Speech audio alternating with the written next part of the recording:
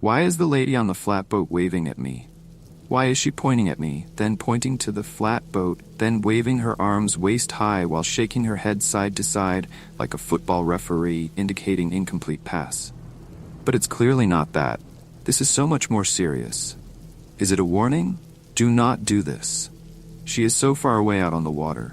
Who is she? Amanda Pennington slowly woke up from her dream, rolled over, and looked at the Panasonic alarm clock radio on her nightstand.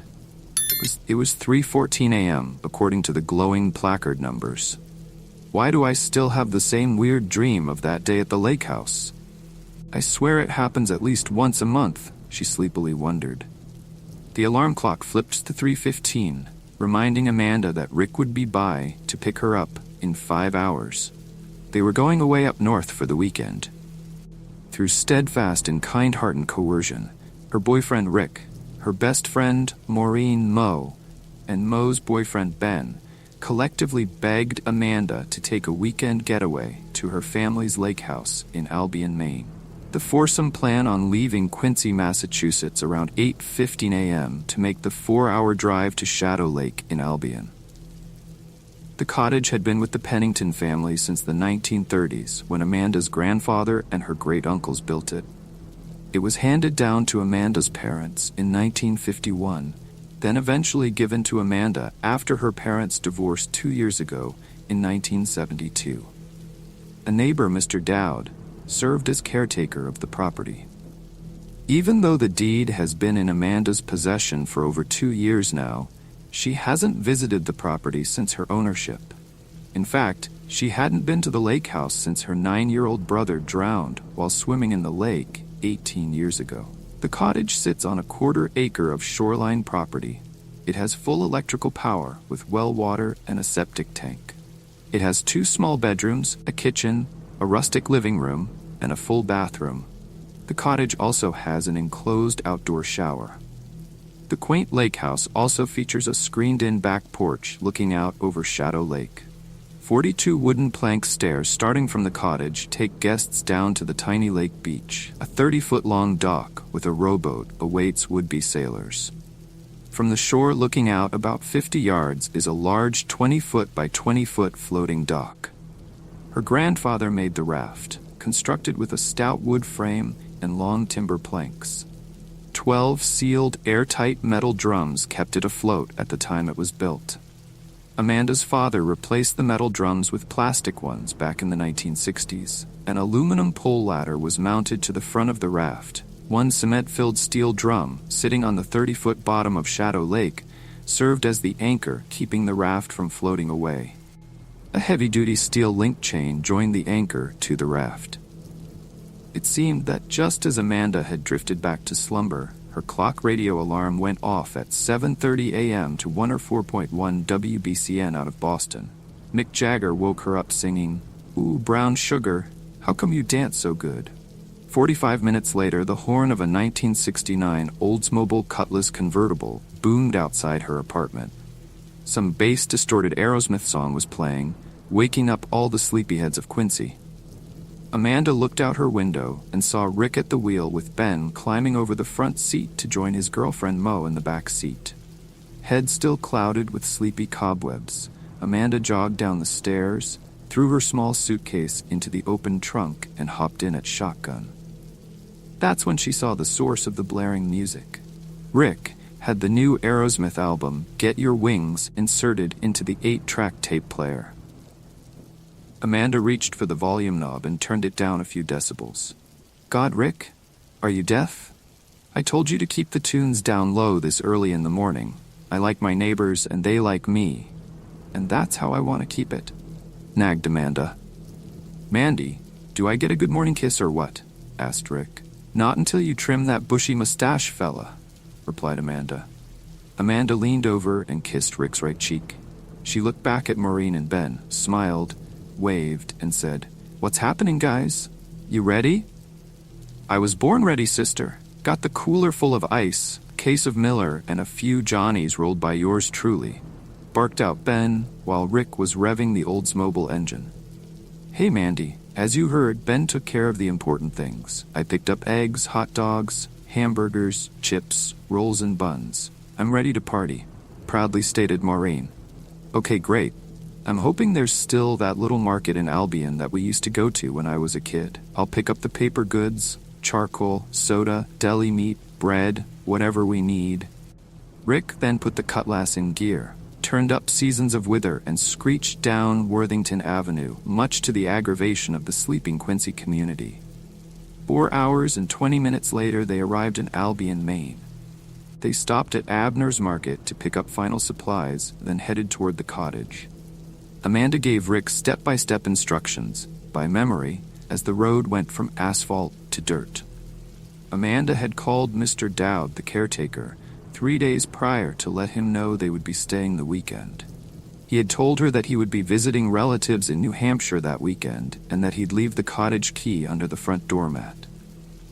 After settling in, the 4 young adults slapped together sandwiches and grabbed some beer and walked down to the lake shore.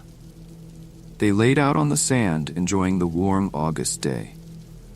After lunch, Rick, Ben, and Mo put on their bathing suits and went for a swim. Amanda refused to join them. She sat on the sand, drinking her Miller beer, and watched them frolic. Mandy, come on. We're finally here. You mean to tell me you don't want to go swimming? My God, the water is beautiful, yelled Rick. Oh, you don't know what you're missing, exclaimed her best friend Maureen. Nope, nope and nope, replied Amanda, shaking her head side to side with each word. Later that night, after a dinner of grilled hot dogs and cheeseburgers, the 4 sat in the screened-in back porch to watch the sun slowly ease into the western horizon. By now, everybody was moderately buzzed from the beer and weed. The daytime noises of motorboats, ducks, and sparrows were slowly replaced with the nighttime lake noises of bullfrogs, crickets, and loons. Gnats and mosquitoes danced in harmony together as they became attracted to the front porch yellow light. Invisible spider webs were meticulously weaved near the light, with the owners of the webs lurking in the shadows nearby. Maureen brought her Radio Shack transistor radio out to the porch, extended the antenna, hit the power button, and proceeded to dial the FM frequency knob. First hearing a news station talking about Watergate, then a Red Sox game in progress. Then finally she heard a semi-clear top 40 music station filling the porch air. Carly Simon was midway through singing to Warren Beatty about how he was so vain that she actually saw clouds in her coffee. The 4 of them sat close together, passing a joint around to each other. Ben stared out at the floating raft and said, "Guys, tomorrow, let's party on the raft." "How are we gonna party if we have to swim out there?" asked Maureen.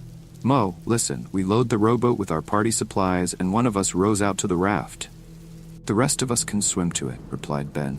"I can dig that scene, my man. Give me some skin, dude," said Rick, who slapped Ben's outstretched hand. Not sure about that. I dunno, added Amanda. "Come on, Mandy, it'll be fun," exclaimed Maureen. "Okay, hold on, sorry, Mandy, I forgot. Guys, that raft brings up some not-so-good memories for Mandy," said Rick. "Oh my God, why? What happened, Mandy?" asked Ben.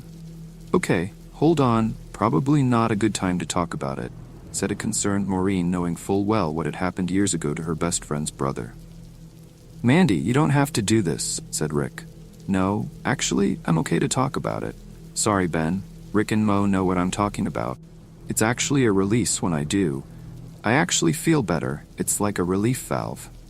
"Hold on a minute, Mandy. Anybody need another beer while I'm up?" asked Rick as he got up from his porch chair. 3 hands were raised, signaling this could be a long, deep, and emotional conversation ahead of them.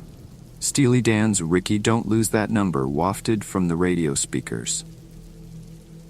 Maureen reached down and turned down the music in preparation of their talk. 18 years ago, when I was 6, I can remember it being 4th of July weekend because of the fireworks over the lake. But my family was here to spend time with my grandparents. My brother Michael, he was older than me. He was 9 at the time. He wanted to swim to the raft on his own for the first time without a life preserver. My dad said no, not without a life preserver. My mom had overridden my dad and said okay. My dad said that Michael just had a big lunch and that he could cramp up. My mom said it was no big deal. I remember this because it would be brought up once in a while when they argued. Also, another thing I learned from those arguments was that my dad accused my mom of drinking too much that day. I was 6. I didn't know. Thinking back, I just thought my mom was funny. I later found out that she was a functioning alcoholic before that day, but after that day she became a full-blown sloppy drunk. Anyway, Michael swam out there on his own. We watched him from the shore. Me, Mom, Dad, and my grandparents all cheered for him when he made it and climbed up the ladder. I can remember Michael jumping up and down and posing with his arms up, making muscles like a bodybuilder. We all laughed. I remember it like it was yesterday. I believe that was the last time we all laughed together as a family. Amanda paused to take an extended sip of her Miller High Life beer. It was a hot summer. I do remember it being a beautiful, clear day. Then a fog rolled in while Michael was still out there sunbathing. We watched the fog roll across the water coming toward our cottage. My mom yelled out to Michael that it's time to come back. There was no worry or panic in her voice at that time. She just wanted him back before the fog reached us. We noticed Michael was slow to respond to my mom's calling. He sat up and waved. Then we saw that the fog was billowing right behind him. We all called out and waved to him to swim back. He stood and saw the thick gray mist rolling toward him. He stood frozen looking at it as it swallowed him up, covering the entire raft. My parents were yelling out to him to swim toward their voices. We heard a splash. We kept screaming out his name. The fog started breaking apart. We saw the raft was covered in a light mist, but we didn't see Michael, either in the water or on the raft. My dad immediately got into the rowboat and paddled out there calling his name. I remember seeing my dad jump out of the boat and start diving down deep into the water around the raft. My mom hysterically ran to our neighbor's house to tell Mr. Dowd we need him and his boat to help find Michael. We never found him. My dad called the local sheriff. I can remember the police used their boats to search for my brother. I can recall hearing the term, dragging the lake, and not knowing what it meant. They never found his body. The next day, I overheard the sheriff and my parents talking. They speculated that maybe he got confused in the dense fog and swam toward the middle of the lake, got tired or cramped up and drowned. The sheriff said that the unpredictable currents of the lake may have taken his body downstream. My parents were never the same after that. Their marriage was completely hollowed out. I became a ghost in our home. There were so many arguments and so much blame, especially when my mom was drinking. Somehow the marriage continued until they eventually divorced years later. I think they waited until I was out of high school. Oh my God, Mandy, I am so sorry you went through that at such a young age, said a sobering Ben. He continued, we will not go to the raft tomorrow if you don't want to. We all completely understand, added Maureen. Amanda stared off into the dark lake in front of her. The raft was now absorbed into the inky darkness of Shadow Lake. Another thing that I've never told anyone about that day was when the fog covered Michael, and then apparently he jumped into the water because we heard the splash. Well, like a minute or couple minutes later, I thought I heard a baby cry out there on the water in the fog. Dunno. Maybe it was some bird making a weird noise. Dunno, but it sounded like a baby cry. Just once, then it was gone, and then the fog started clearing. Amanda continued. So I'm okay. I'm 24 years old now, and I need to get over this. We will party on the raft tomorrow. She wiped a salty tear from her eyes, smiled and said, but I will not swim out there. I shall be the one paddling the rowboat out there with our supplies. She said jovially. You sure you're okay with this, babe? Asked Rick. Absolutely. You guys just don't swim out any further than the raft. Shadow Lake is known for its strange currents, answered Amanda. Ben, Mo, you guys still in? Asked Rick. Yes, forecast for tomorrow is sunny and 80s. Perfect day, stated Maureen. Oh dude, I'm getting fucking wasted tomorrow. I brought a bottle of JD.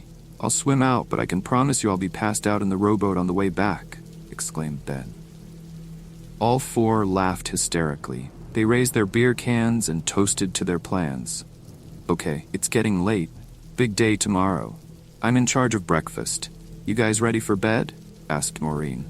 Amanda wasn't quite finished yet. What was strange was that about 2 days before the accident, I saw something weird out there, Amanda said as she pointed out to the lake.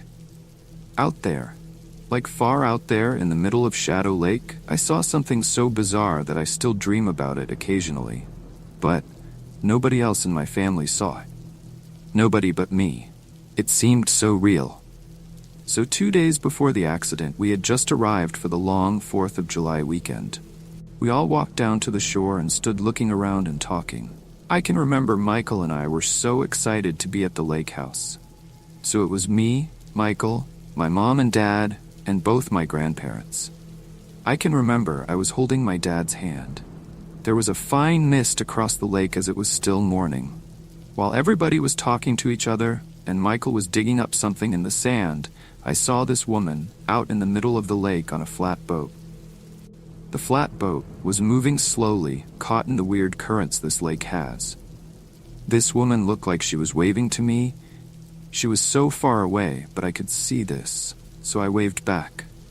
My mom asked who I'm waving to, and I pointed and said, "The lady out there on a flat boat."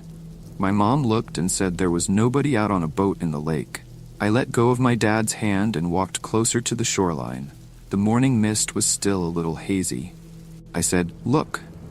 Everybody stopped talking, and Michael stopped digging. They all looked out to where I was pointing to, and they all said there was nothing out there. Then I saw her jumping up and down trying to get my attention. The mist was clearing, and I saw her pointing to me, then point to her boat. Then she made a swinging motion with her arms, while shaking her head side to side, like, "Don't go out there," or that it wasn't safe. It scared me. It seemed like it was a warning.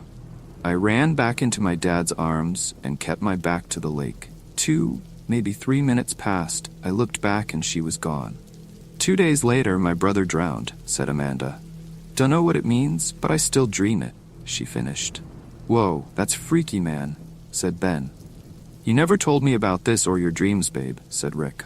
I know, I thought you'd think I'm crazy, but now that we're actually at the lake and I'm wicked buzzed, so I figured I'd share. Okay, I think we all need a good night's rest, stated Maureen. The two couples went to their rooms to retire for the night. Lakehouse dreams did not accompany Amanda's slumber. After breakfast the next day, Rick and Amanda took the Cutlass down to Abner's Market to pick up a few items for the raft party. The Maine morning sun broke through the tall pine trees, speckling the land with beams of gold light that spotted and flashed across their faces while driving the convertible through the rural roads of Albion. The heavy scent of fresh pine overwhelmed them. The air was crisp and the temperature was already in the 70s. When they got back, Ben and Maureen had already loaded the rowboat with a cooler of beer, the transistor radio, a bottle of Jack, binoculars that they found in the cottage, beach towels, and a baggie of rolled joints. Rick and Amanda brought the groceries into the kitchen and began making sandwiches for their raft outing. They included a large bag of Wise potato chips along with orange crush soda to go along with sandwiches. Rick, Ben, and Maureen changed into their swimsuits, while Amanda, the boat rower, kept her jean shorts and yellow halter top on. Amanda boarded the boat tied to the dock, shifting her weight side to side as the boat stabilized her weight distribution. Rick untied the line and gave the rowboat a solid heave-ho. Amanda struggled with the synchronizing of her oar strokes at first, with the boat moving in semicircles. The other three dove into the 77-degree lake water from the dock. They quickly caught up to Amanda and passed her. Rick stayed with the boat and offered Amanda some nautical guidance and flirty conversation as they moved closer to the moored raft some 50 yards out from the shore. Maureen and Ben had already climbed up the ladder and were sitting on the warm decking of the raft by the time the rowboat reached the raft. It's about time. Mo and I are thirsty, yelled out Ben. Rick let go of the rowboat and climbed up the ladder and onto the deck of the raft. Amanda tossed him the boat rope, and he tied it off to one of the ladder poles.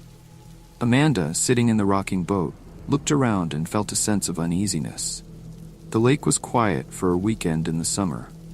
She did hear voices, a dog bark, and the sound of a motorboat echoing somewhere off in the distance. Rick bent down and extended his hand to help her up. She hesitated. Her throat was dry.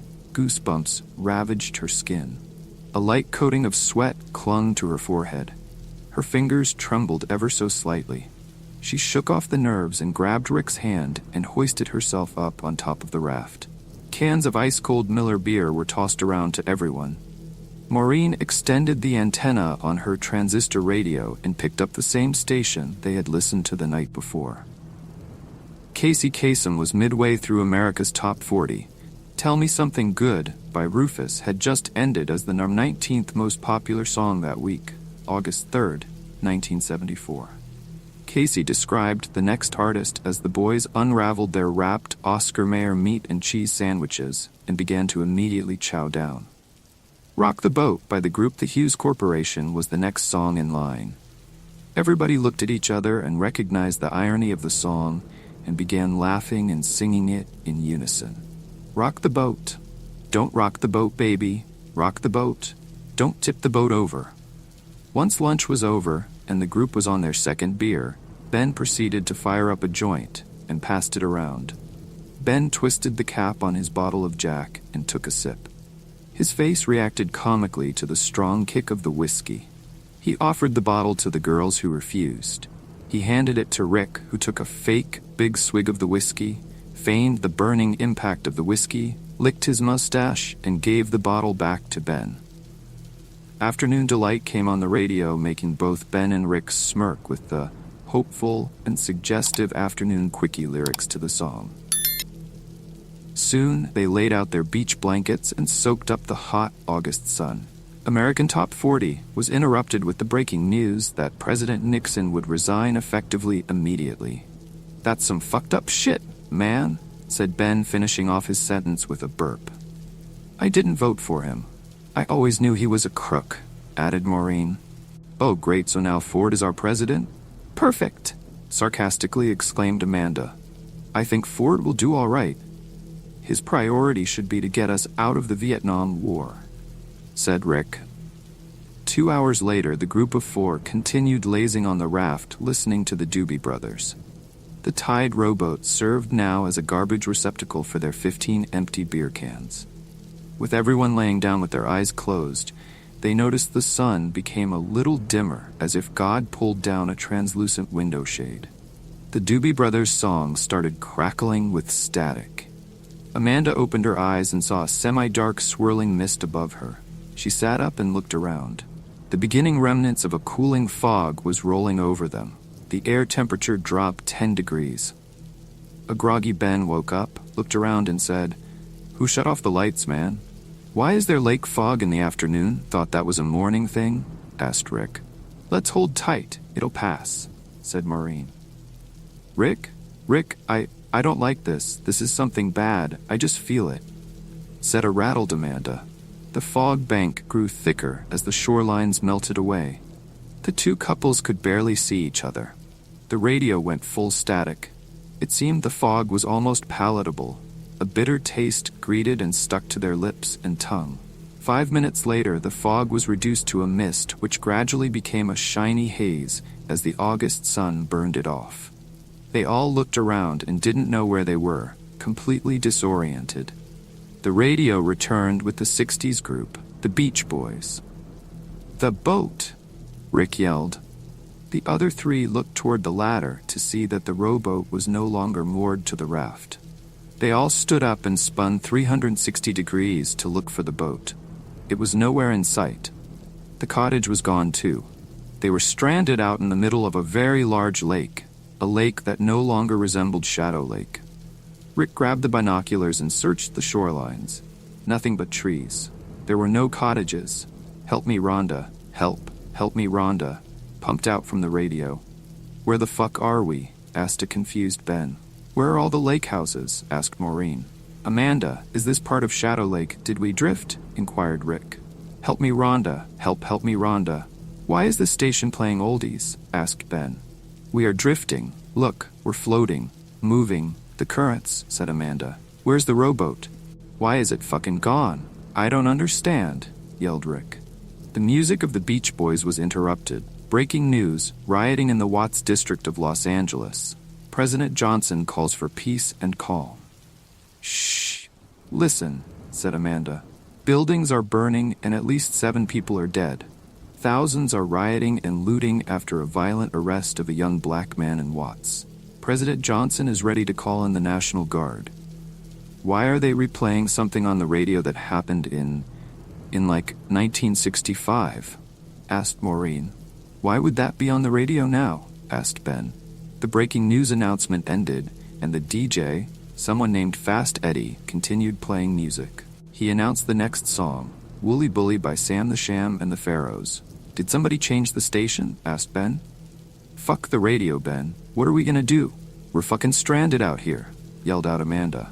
Mandy, what time do you have? Asked Rick. Babe, my watch stopped, replied Amanda. Rick looked at Amanda, then at the nearest shoreline. I can swim. I can do it. It's probably 400 yards. I know I can, said Rick. No, Rick. You've been drinking and smoking. No way you can reach the shore, begged Amanda. Babe, remember I told you I was on the swim team in high school? I still got it. I swear I'm sober now. It's our only chance. I'll find somebody with a boat or at least a telephone. Police have rescue boats. They'll come and tow us in, replied back Rick. Rick walked to the edge of the floating raft. He started stretching his limbs. Rick, no. Let's wait for a passing boat. Somebody is bound to see us, said Maureen. How did the rowboat get untied? I'm getting a weird vibe here, man, added Ben. Rick, stop what you're doing. Look how far the shoreline is, yelled Amanda. Rick ignored their pleas and started rubbing his hands together. He looked at the distant shoreline, drew in a deep breath, and dove in. He hit the lake water and then swam another 10 feet underwater before surfacing 20 feet from the raft. He spun around, waved, and yelled, Whoa, colder than I thought. I'll send back help. He spun around facing the shore and started aggressively doing a perfectly synchronized breaststroke, moving in sharp 3-foot increments. He suddenly stopped about 40 feet away, spun around facing the group on the raft. He looked and sounded different. The 3 on the raft stepped closer to the edge of the raft. Rick yelled to them, Okay. Wow. Hey guys. I feel weird. Dunno why. Something is off. He started swimming back to the raft. After a few strokes back toward the raft, he looked up and his face had changed. He looked a few years younger. His bushy mustache was barely noticeable. Rick's voice cracked like a teen boy heading into puberty. Help. I think I need help. I'm losing strength. His rough adult facial features were slowly morphing to a younger teen version of Rick Hawkins. He spun around looking at the shoreline, then spun back facing his friends on the raft. In that moment, he lost 5 years. Rick appeared to be de-aging. He looked like a boy somewhere between 7 and 10 years of age. He frantically started doing the dog paddle back to the raft. The music on the radio played the Beatles' 1965 hit, Ticket to Ride. Amanda, barely recognizing the boy in the water, yelled, Oh my God, Rick! Rick! Swim back! Ben, help him! Maureen saw the transformation of Rick and screamed, What the fuck is going on? Rick's head went under. Ben dove in and swam to Rick, reaching him in 5 quick strokes. Ben held him up above the waterline as Rick started coughing up lake water. Then Rick, the boy, now age 6, started crying. Ben didn't recognize the child he was trying to save. Ben felt himself getting weaker as he was treading water and holding up Rick. Ben's head was facing away from the raft, but when he turned toward the raft to bring Rick back, the girls saw it immediately. Adult Ben, age 25, was now a teenager. His full and hardened adult face looked smooth and innocent. His once construction-toned arms, one wrapped around his friend Rick and the other paddling, were now slim and devoid of muscle. The girls went silent as they could not mentally process what was unfolding before their eyes. They could only issue encouragement to the boys by waving their arms. The radio went full static, then came back clear. Barely audible to the petrified girls, The transistor radio announcer sporadically barked in broken sentences that President Eisenhower had issued a warning to Communist China about developing nuclear weapons. The death of Queen Mary, an updated Brooklyn Dodgers score. Then the radio station began to play the 1953 hit Pretend by Nat King Cole. The spectacle in the water now looked like a 10-year-old trying to save his 4-year-old brother. They struggled, they cried, they splashed and spun in circles. 1 minute of lake time turned into 2 more years of de-aging. Rick was now a toddler screaming for his mother. Ben was probably 6 years old now, finding it impossible to tread water and still hold on to his baby brother. Both girls turned around at this time, each crying hysterically, not wanting to watch the inevitable. The last sound they heard were 2 babies crying in unison. Then it was silent. It was over. They were gone. Amanda and Maureen huddled together in the middle of the drifting raft, horrified at the sight they had just witnessed. "Mo, why is this happening? This can't be real," cried Amanda. We just need to ride this out. I think we're safe staying on the raft. Someone will find us," continued a shaken Amanda.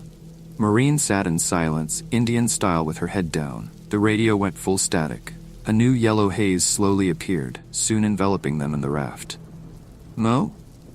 called out Amanda. Maureen stood up, almost robotically. She turned right and tilted her head as if listening for something.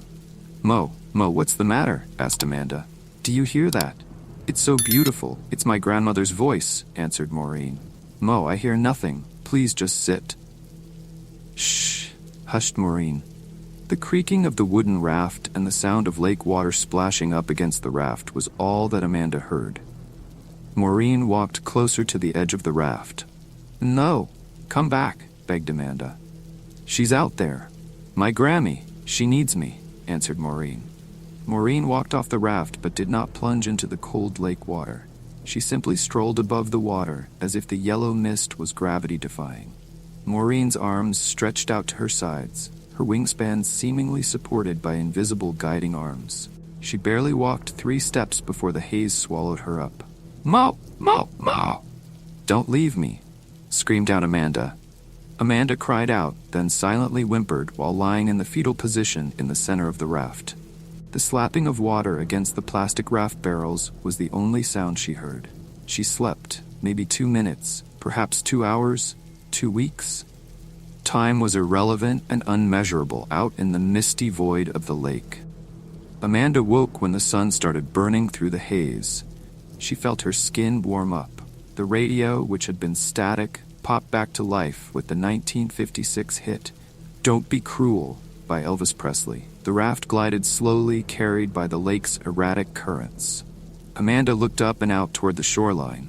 It looked partially familiar, with lakefront cottages, docks, and white sand beaches. She picked up the binoculars and instantly recognized the landmarks and her neighbors' lake houses. She was back at Shadow Lake. The raft was no longer out in the middle of the lake. It cruised about 100 yards off the shore.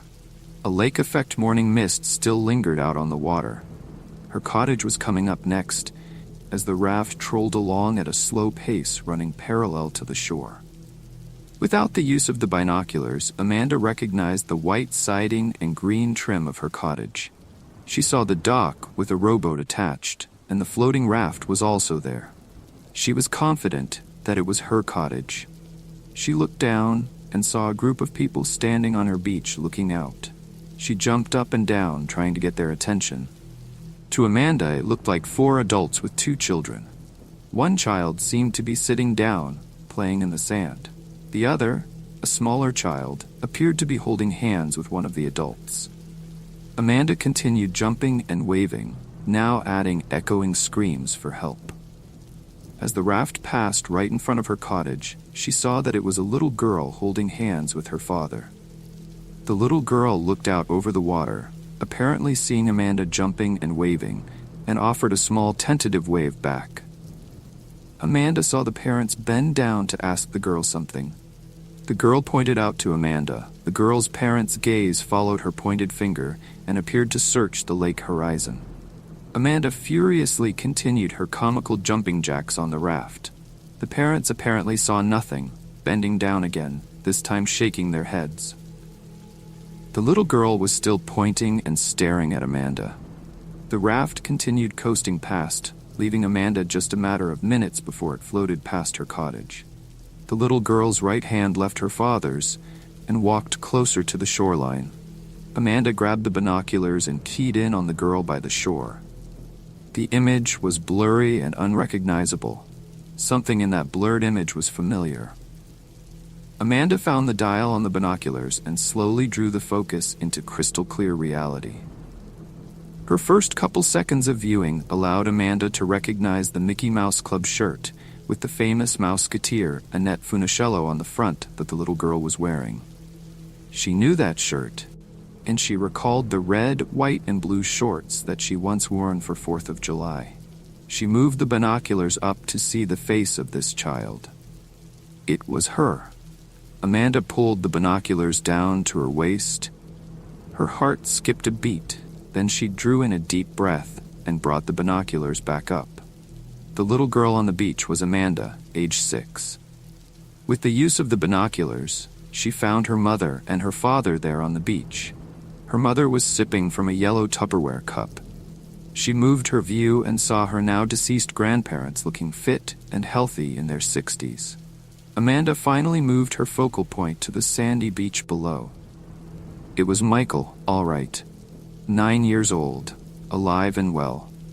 He was digging in the sand with a plastic shovel. She dropped the binoculars and frantically started pointing to the young Amanda looking out at her from the shore. The raft kept gliding past. Another mist was forming, waiting for her in the direction that the raft was traveling. It was just 100 feet away. The radio, once playing hits from the 50s, cracked with static. She was running out of time.